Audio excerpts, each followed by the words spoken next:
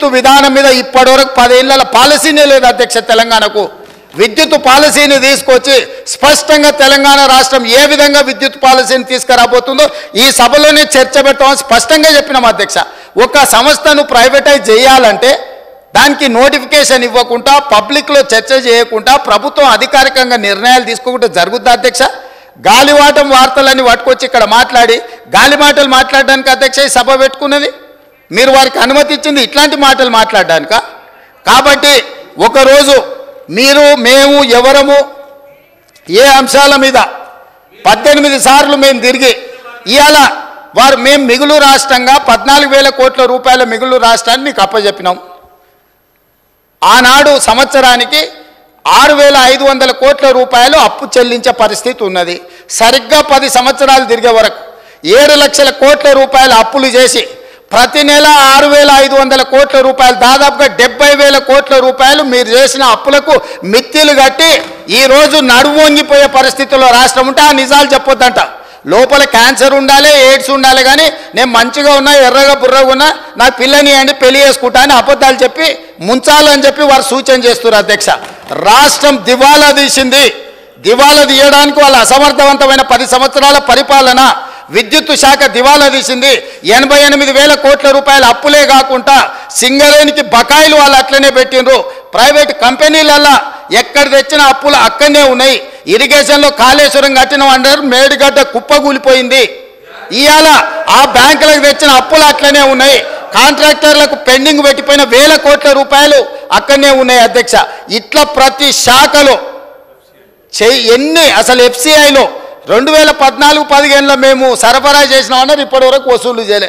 మా ఉత్తమ్ కుమార్ రెడ్డి గారు కష్టపడి మీరు చేసిన తప్పులను సవరించి ఆ నిధులు రాబట్టడానికి ప్రయత్నం చేస్తుండ్రు.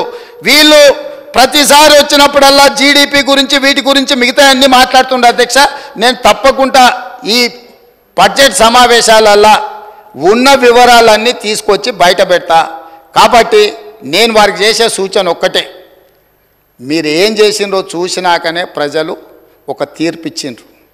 ఆ తీర్పు ద్వారైనా మీకు జ్ఞానోదయం కలుగుద్దని ప్రజలు భావించరు. ఇంకా అదే అహంకారము, అదే అహంభావము, అవే చులకన మాటలు, ఎదురుగుండే వాళ్ళని కించపరిచే విధంగా మాట్లాడడం, ఈ వ్యవహారం మానుకోండి. అసెంబ్లీ ఎన్నికలలో 39 సీట్లలో మీకు మెజారిటీ ఇచ్చిండ్రు.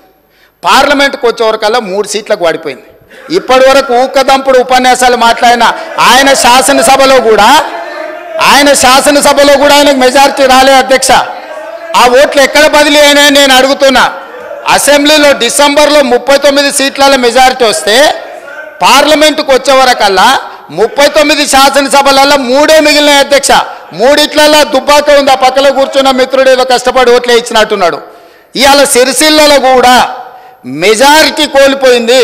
మాట్లాడే ముందు ఆ లెక్కలు చూసుకోవాలి. ఇవాళ మేము 8, మాకు 2014లో 2 సీట్లు వచ్చినాయి, 2013లో 3 సీట్లు వచ్చినాయి, 2019లో మాకు 8 సీట్లు వచ్చినాయి అధ్యక్ష. అంటే ప్రజలలో ఉండి మేము పనిచేయడంతో వరుసగా మేము నెంబర్ పెంచుకుంటూ వచ్చినాం అధ్యక్ష. మీకు మొదటిసారి 12 వచ్చినాయి, రెండోసారి 9 వచ్చినాయి, మూడోసారి గుండు 0 వచ్చింది. గుండు 0 వచ్చినాక కూడా బుద్ధి మారకపోతే ఎట్లా అధ్యక్ష? ఇప్పటికైనా విధానాన్ని మార్చుకోండి. తెలంగాణ ప్రజలకు క్షమాపణ చెప్పండి. మీరు చేసిన దోపిడీ, మీరు చేసిన తప్పుడు విధానాల వల్ల ప్రజలు మిమ్మల్ని శిక్షించిండ్రు. దాని నుంచైనా మీరు గుణపాఠం నేర్చుకొని పద్ధతి మార్చుకొని తెలంగాణ ప్రజల యొక్క హక్కుల కోసం ముందుకు రావాల్సిందిగా వారికి సూచన చేస్తున్నా అధ్యక్ష. మహేశ్వర్ రెడ్డి గారు.